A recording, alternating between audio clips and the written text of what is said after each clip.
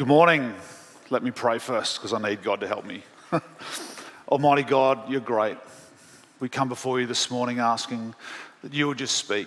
Let it be your words, not mine, because your words will make the difference. I pray that you would speak deeply into our heart and soul. You would renew our mind, especially in this season around Christmas. Amen. There's a verse in the Bible that talks about a peace that surpasses human understanding. And I'm going to talk about that today. That a peace that we can have and that we can give that is beyond what we can understand, what we can measure. So I'll talk about that, but first I'll talk about this picture.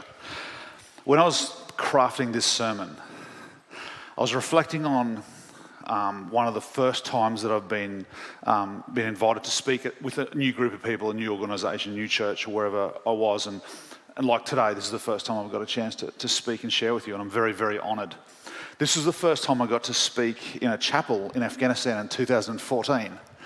And I'd arrived and I met with the other chaplains in there. There was no Australian chaplain in the whole of the country at that time, so I was it. I met with the other team of Americans and British chaplains, and they said, look, we're doing a sermon series, we'd love you to help. And I was like, oh, okay. And they said, we're preaching, going through the Apostles' Creed. I was like, great. I think I remember that from Bible college, I wasn't sure, but I looked it up. And they said, we're at the stage or at the place in the Creed where we want you to speak on that Jesus was conceived by the Holy Spirit and born of a Virgin Mary, which out of all the comments in the Apostles' Creed, I think that's the hardest one to preach on anyway. I copped that one, which is fine. I said, look, I'm good to go. And they said, you'll get about 200 or 300 people. I was like, great, in this beautiful chapel. And they said, we need to let you know there's about 49 different denominations with the people that are there. I was like, oh, awesome. You've got very high church Italian Catholics to very strong American Pentecostals to Southern Baptists to Church of England. There's 49 denominations. And all of a sudden, my confidence in my ability to share on these statements went quite down because I was a little bit worried that bad things would happen. Anyway, so I got through the sermon, got to the end, and I thought I'll finish with communion. So I started communion, and all the people were there, and they had because it's a chapel and we're in a war zone, everyone had their weapons under their seats. So I'm standing there similar to this with two big rows and people there, and started to do communion. And about 2 minutes after this, I started this, we went into a massive rocket attack. And so everyone was grabbing their machine guns and weapons and running out, and I was left with another chaplain standing there holding communion, wondering if I'd done an okay job as our base got rocketed really badly. All that to say, I don't hope you rocket me today after this sermon. So what happens at Christmas? So as a family, as a church family, as your family, we remember, we consider all the things that are beautiful about Christmas. We usually have some kind of Christmas lunch, a breakfast, a Christmas service if it's a Sunday, or a Christmas Eve service. We give gifts. We spend time with each other. We talk to each other. And it's very beautiful. It's very Christian. It's very beautiful. And that's exactly what it's designed to be. Those people who are not of faith do a very similar ceremony. They get together. They give each other gifts. They remember times together. They have lunch. And it's such a nice time of year. It's beautiful when you see the families and hear about families getting together. There's another part of that story. At Christmas, domestic violence goes through the roof. Drug overdoses in our communities rise. Suicide rates rise. Alcohol abuse rates rise. Families get hurt. Loneliness seems to come to the forefront of some people's thinking. The human need for love and care arises, and people that need hope even more. So what can we do about this? What do we do as a church? What can we do as individuals? How do we fix or be part of fixing this profound need to have the peace that's beyond human understanding, that's in our heart? How do we give that to people? What do we do? And there's so much need.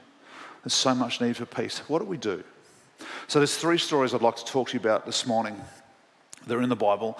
That there's some things in here that I think are quite profound in regard to us having that peace in our heart and also being able to give that peace. So the first one, if we can go to it, is in 1 Samuel chapter 18. I'll stand over here and read it so you can see it clearly. Whatever Saul sent him to do, David did it so successfully that Saul gave him a high rank in the army. This pleased all the people, and Saul's officers as well. When the men were returning home after David had killed the Philistine, the women came out from all the towns of Israel to meet King Saul with singing and dancing, with joyful songs and tambourines and lutes. As they danced, they sang, "Saul has slain thousands and David has slain 10,000s." Saul was angry. This refrain galed him. I don't know what that word galed means. They have credited David with tens of thousands, and he thought, but me only with thousands. What more can he get but the kingdom? And from that time on, Saul kept a jealous eye. I just want to stop there for a sec. Often, as Christians, as we follow God's journey for us, as we're doing what we're called to do, people are watching.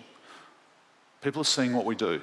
Sometimes we are incredibly appreciated, and at times, like this time, we're not. So Saul all of a sudden got a jealous eye on David. The next day, an evil spirit came from God forcefully upon Saul. He was prophesying in his house, and David was playing the harp. I don't know why he did that. That's not a harp, as he usually did. Saul had a spear in his hand and hurled it, saying to himself, I'll pin David to the wall. But David eluded him twice, and Saul was afraid of David because the Lord was with David, but he'd left Saul. What I want to talk to you a little bit about is about spears and spear throwing. I'm not sure when the last time you had someone throw a spear at you or want to pin you through you to a wall with a spear. It doesn't usually happen a lot in our culture and our society. But spears do exist. And sometimes these come from people that we're close with, and they might not be a spear. It might be a word. It might be somebody saying something to you that's really hurtful. And it's designed to hurt you. Because I think there's only one purpose of a spear, and that's to stab people and hurt. Sometimes people craft words because they're jealous of you, or there's some stuff happening in their life where they just want to hurt you. They want to say things or they want to act in a way that hurts you for whatever reason, most probably because of what's happening in their own life. They've got some stuff, and because you're close and they love you, you might be an easy target. I'll just let rip on this person, I'll feel better, and they'll throw a spear at you. It would be a pretty safe bet if I asked how many people in this room have been hurt by words or actions of other people. A whole chunk of people would put their hand up. How many times, metaphorically, have you been speared? And as I said, they come from many other reasons, many reasons, especially when there's a precious situation like at Christmas. So what do we do as people who follow Jesus? What do we do with these metaphorical spears that come our way? So I've worked out there's three things. There could be heaps more, but I can only work out three. So when someone throws a spear at you, there's a couple of ways you can respond. You can catch it. And what I mean by that, if somebody says some bad words or things that hurt you, they can land in your spirit and you can hold on to them. Now, I think the only reason why you would do that is so if you catch the spear and hold on to it, there's a time when you can get revenge and throw it back. You can hold on to those words and say, well, I'll just remember you said that. There'll be a time when I'll get you back. And we can do this. It seems to be human nature that when someone hurts us, we hold on to these things. That's why the Bible says love doesn't keep a record of wrongs. So sometimes it's in our nature to hold on to these words. I think another reaction is when the spears are thrown at you, is you just let it hit you and hurt you. And as I said before, a lot of the times these spears, or whatever they are for you metaphorically, they're not actually designed, they're sent out to hurt you. So when they hit you and hurt you, it does damage. It will take away your peace. So instead of holding it and being ready to throw it back, you let it land and it really hurts and it sits there for a long time. Words hurt. We know the Bible says there's life and death in the use of the tongue. Then there's another reaction that I believe that can happen. So we can catch the spear and hold onto it, ready to throw it back and become a spear thrower ourselves. We can let the words or the spears hit us. Or we can do what David did, is elude, get out of the way. So when we see someone that's going through some stuff and they're sending spears out, they're sending things out that are hurting us, hurtful words, we can just get out of the way and let them go past. It doesn't hurt us. It doesn't hurt them. And we can retain our peace. And there's a whole lot more in this amazing story, but what I would like to encourage you is this Christmas, further from this Christmas, but this Christmas just to keep your peace. If you're in a situation where the spears are coming at you, and you can see they might hurt, the words, the actions of people, the indifference of people, the not caring. If it's coming your way, just dodge it. Just try and elude it, get out of the way. Saul did this with so much intent that not only did he want to put the spear into David, he wanted to pin him against the wall. Twice. As Christians, this is going to happen to us sometimes. For whatever reason, they'll come our way. This Christmas, I would encourage you, learn how to dodge those spears, those words. Realising the person is probably not trying, it's probably about them, not about you, and they're just using you as someone that they can hurt for themselves to feel better. I want to give you a beautiful story. It's Luke chapter 5, and we know this story quite well, and the kids' church, Sunday school teachers in here could tell this story way better than me. In reply, and Jesus is replying to a man who asks, he's a wise man, he knows the Torah, the law quite well, and he's asked Jesus a question. He says, this is Jesus' response. He said, a man was going down from Jerusalem to Jericho. He was attacked by robbers. They stripped him of his clothes, beat him, and they went away, leaving him half dead. A priest happened to be going down the same road when he saw the man. He passed by the other side. So to a Levite, when he came to the place and saw him, he passed by the other side. But a Samaritan, as he travelled, came to where the man was. And when he saw him, he took pity on him. He went to him, he bandaged his wounds, he poured oil and wine on him. Then he put the man on his own donkey, brought him to an inn and took care of him. The next day he took out 2 denarii and gave it to the innkeeper. He said, look after him. When I return, I will reimburse you for any extra expense you have. Jesus reflects, which of these do you think was the neighbour to the man who fell into the hands of robbers? The expert in the law replied, the man who had mercy. And Jesus said, go and do likewise. Go and do likewise. At Christmas, there is so much need. At a time when people feel hopeless, they're desperate for hope, and they're desperate for people who are filled with hope, which is you and I. They're desperate to get peace from people who serve the Prince of Peace and have peace in our heart. So this Good Samaritan saw a need. He saw someone that was hurting, and he acted. He saw it, and he went over to him, and he acted. He bandaged his wounds, he poured oil and wine, then he put the man on his own donkey, brought him to an inn, took care of him. The next day he took out 2 denarii and gave it to the innkeeper. He said, look after him, and when I return, I'll reimburse you for any expense you have. At times, when it comes to helping other people, we need to do what we can. And that can be a whole range of different things, but there's something in here I really want you to catch. A little while ago, people from our church went down to Schoolers Week, and they would have done a whole lot of good. They would have helped people with whatever need it was that was presented. I remember my wife and I did Schoolers Week years ago. We were youth pastors and we were out serving, and one of my great friends who was a youth pastor came up and said, mate, I need your car. And we just got a new car, not a new car, but a new car for us. And he's like, I need your car. It's like, okay. And he said, I've got this young girl. She's really sick. She's vomiting everywhere. I've got to take her to the hospital. Give me your car. I'm like, oh, awesome. I said, mate, here's my car. Go and do what you have to do. And when he got back, I said, did you vomit all over my car? And he said, yep. And here's your keys back. I'm like, oh, awesome. Thanks, man.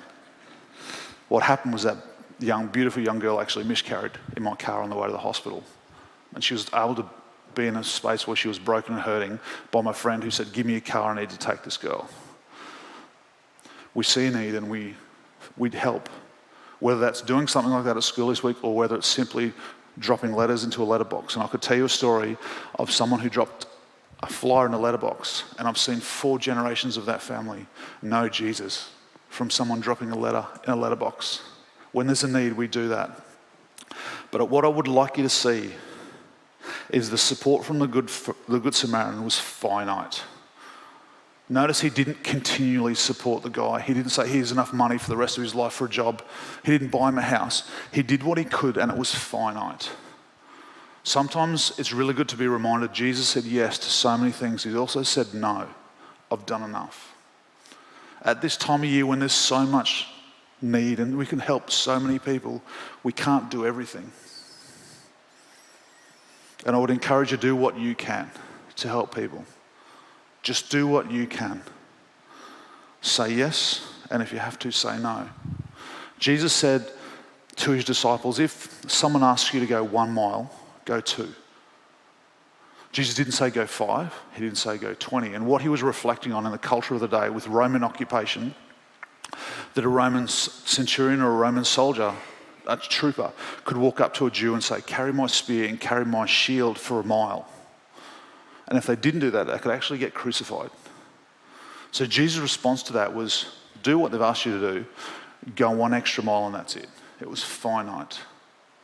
Sometimes we can lose our peace because there's so much need, and we feel, because we have the Prince of Peace in us, we work for the Prince of Peace. We have this desire to go and help and do so much, and I applaud you, and that feeling is so important and so needed, and I feel that every day. Sometimes we need to know when we've done enough. Keep your peace.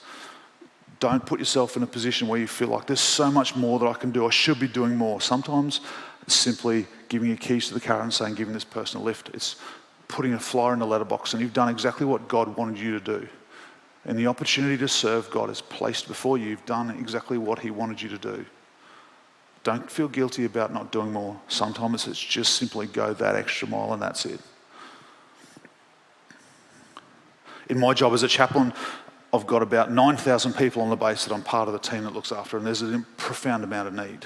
And I would burn myself out so much if I tried to meet all the needs. So what I do is just act on the situations God has placed in front of me to do what I can, to help those people I can, to do what's in my capacity to help, knowing that my support as a human being is purely finite.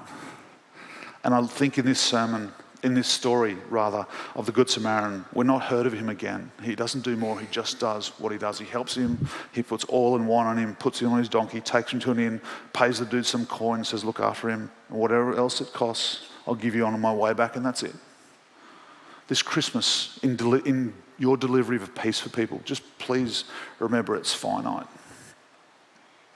The last story I'd like to talk to you about is the reading's a little bit longer, so please bear with me. So John chapter 4, and this is such a beautiful, beautiful story. And we would know it, you would know it well. Jesus has gone through Samaria, and he's come to a town in Samaria called Sychar. I think that's how you say it. Near the plot of ground Jacob had given his people. Jacob's well was there, and Jesus, tired as he was from the journey, sat down by the well. It was about noon. When a Samaritan woman came to draw water, notice she's drawing water at lunchtime, the heat of the day, because of her race, she wouldn't have been able to do it in the morning and the afternoon because that was not okay. So she's doing it in the heat of the day. She comes to draw water, and Jesus says to her, will you give me a drink? His disciples had gone into town to buy food. The Samaritan woman said to him, you're a Jew and I am a Samaritan. How can you ask me for a drink? For Jews do not associate with Samaritans. Jesus answered, if you knew the gift of God who it is asking you for a drink, you would have asked him and you would receive, you would have been given living water. So the woman says, and I think she's being a bit sarcastic, because around that time there was lots of crazy people as well. Lots of people saying, I'm the Messiah, I'm a prophet, and throwing lots of things out. So she's probably heard a similar narrative from someone else. She responds in a similar way, in an interesting way. Sir, she says, you have nothing to draw with and the well is deep. Where can you get this living water? I think she was being smart, just in my thinking. Are you greater than our father Jacob, who gave us this well and drank from it? Now I think she's getting a bit sarcastic. He also did this with his sons and livestock. And Jesus answered, everyone who drinks from this water will be thirsty again. And here we start to have this beautiful theological discourse. But whoever drinks from the water I will give them will never thirst. What a beautiful thing to say. Indeed, the water I give them will well up like a spring of water to eternal life. The woman says, sir, give me this water so I won't get thirsty and have to keep coming back here to draw water. So all of a sudden she's now responding with a condition in her life. I have to come back each day to get this water. If you give me this water, I don't have to walk up and keep getting it. All of a sudden Jesus becomes very personal. And this is really what I saw in this verse, which I think is very profound. He says, go call your husband and come back. She says, I have no husband. And Jesus says to her, "You're right, you have no husband. The fact is," some translations say, "the truth is, you have 5, you've had 5, and the man you now have is not your husband." She responds, "What you have said is quite true." And the woman says, "I can see you're a prophet. Our ancestors worshipped on this mountain, but you Jews claim that the place where we worship must be in Jerusalem." So all of a sudden he's hit home with her in a deep spot. He's said some truth and she's gone, "Oh, he knows some stuff. How can I get myself a little bit out of this conversation which is becoming strong?" The Jews claim that the place we must worship is in Jerusalem. "Woman," Jesus replied, "believe me," and this is so beautiful, "there's a time coming when you will worship the Father neither on this mountain nor in Jerusalem."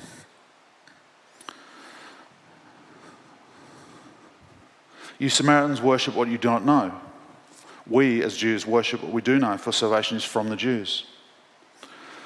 Yet a time is coming, now has come, when the true worshippers will worship the Father in spirit and in truth, for they are the kind of worshippers the Father seeks.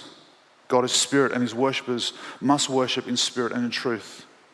The woman says, "I know that the Messiah, called the Christ, is coming." And I think this is when she's becoming really vulnerable. "When he comes, he will explain everything to us." Then Jesus declared, and this is so powerful because Jesus doesn't say this to a lot of people. There's only a few people that Jesus says this so clearly and so powerfully to.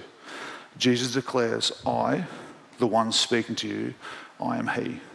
Now, when Jesus says those words, "I am," or "I am he," it riles people up to the point where they want to kill him, or this lady's life is profoundly impacted. And this is such a beautiful story, and there's been a myriad of books and sermons written about this, the amazing, the beauty in this and what Jesus is saying and the theology Jesus is unpacking. But I want to look at 3 words. And those 3 words are, the truth is, or the fact is. And I wonder in this passage, in this conversation with this lady, that's a turning point. I wonder if the whole conversation was made incredibly real and incredibly personal when Jesus said the fact is, or the truth is, because then he started revealing things about her own life and relating it to her personally. Just one-on-one, the great I am, and a broken Samaritan woman at a well. As I said, there was many false prophets at the time. Many people call themselves the Messiah. I am he, and I'm going to do this, and I'm going to turn this, and I'm going to overcome the Romans and bring peace and so forth. But Jesus is the truth, and he speaks the truth here. He gives an incredible word of knowledge of her life, and he speaks the truth where the other prophets of the day couldn't because they weren't truth. He brings the truth. I believe at Christmas, to bring peace to other people's lives, we have to speak the truth. Now, when I say that, I'm not talking about lying as opposed to speaking the truth. That's not the conversation, and that's not what I'm meaning when I say to speak the truth. We know, as I said before, there's life and death in the use of the tongue.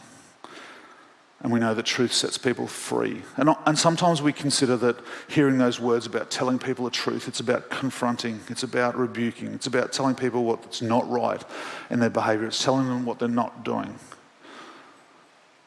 I'd suggest sometimes to bring peace to people, it's about speaking the truth and sharing them with the truth. And it doesn't always sound like rebuking. Very sadly, a lot of us have been to funerals and we hear people talking about truth to each other. I love this person. They made so much of a difference in my life. I would encourage you at this Christmas, do that. Speak truth. Speak those things that you might have hesitated to do before, because it's those truthful statements that lead to conversations that are so profound that people might just hear words from the great I am. For example, let me tell you, the first day Karen and I came to the church, it was the Mother's Day. It was an amazing day. We sat right up there where we still sit. We must be creatures of habit. I don't know if you've had that. I've been a pastor of a church, and you stand at this Sunday, and after a while you get to see the habit of people. You know when people are at church or when they're not, because you can tell where they're sitting. I know where I sit. I must be a creature of habit. We sat up there and we watched a beautiful baptism of a beautiful lady in our church here. And I'm sure you'll agree with me when I say this is so true. Listening to Marty preach about that day and about his passion for people who don't know Christ to find Christ and then become a disciple of Christ, if you listen carefully and watch him when he talks about that and watch the emotion that flows over him, you'll see truth. You'll see what God is doing in a man. And when I say that, that's an example of giving truth. It's inspiring, brother. Keep doing it. Speak truth. There's a gentleman, and he knows who he is. Every single Sunday that myself and my family come to church, he'll come and say hello. I studied pastoral care at master's level at uni, and that is the most awesome example of pastoral care. Doesn't miss a Sunday. He comes up and says hello. It's great to see you in church. That's the speaking of the truth that I'm talking about. Jesus said to this lady, in his way, you've got this stuff happening in your life, but the great I am is speaking to you right now. And what happened with this lady, she goes back and she goes into her town and she tells people about what this Jesus spoke to her. She says things like, he told me everything that's happening in my life. He told me that this and this, and he knew me. And then a messianic community started in this town because of this girl. Jesus spoke to this woman. She hears from the great I am, the truth. And then you read in the book of Acts that when Paul visits, there's a church there, still functioning from when Jesus spoke and spoke truth. Telling people how much you care about them. You mean a lot to me. What you do changes things. How you speak, how you care for me. That's the kind of truth I would encourage you. That's going to bring peace to people at Christmas. With so much turmoil in other people's lives, you speaking truth like that will set people free.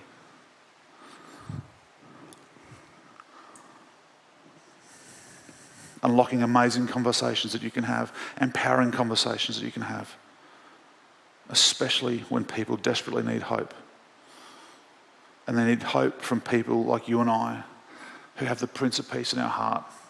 And we become ambassadors for the Prince of Peace in a world that desperately needs peace at this time. I'm going to ask the worship team to come up just as I finish. And I just want to say, if I can, 3 encouraging words, 3 encouraging sentences to you. Encourage means to put courage in. If you're dodging spears right now, if there's been spears thrown at you, just dodge them. If you've had spears that have landed and hit your heart and hurt you, if you can, let them go. Retaining them doesn't help. At this time of year, to keep your peace, to keep this peace that surpasses human understanding, that will guard your heart and mind. And some verses say, keep you in union with the Messiah, Jesus. Don't let the spears hit you, let them go. Just get out of the way. I would encourage you so much this Christmas, at this time, this month of December, knowing you can do something that can help, do that. As I said, it could be giving keys to a car. I've been at a funeral where a lady had just lost her husband, killed in war, and she had 2 kids. And my friend walked up and gave her the keys to his car. It was an SS Commodore, because that's the kind of car dudes drive at my work. And he gave her an SS Commodore and he said, here, it's yours. That's a huge, generous thing. But sometimes doing what you can is simply putting a flyer in a letterbox and inviting someone to a Christmas service and smiling and doing what you can. A single finite act can change, as I said, 4 generations of people, in which I'm in, and so are my boys. I would encourage you, I would put courage in knowing and speaking the truth this Christmas. Not in a confronting way, but a way of just to say, I really appreciate what you do. I profoundly care about what you do for me and my family. I love the way you care for us. Speak the truth. I'd like to pray for you, if I can, with this prayer. It's called the Aaronic Blessing. It's been around for a very, very long time, and I want you to hear the last line before I finish. Actually, I'd like you to open your eyes, because I want to look at you when I say this prayer.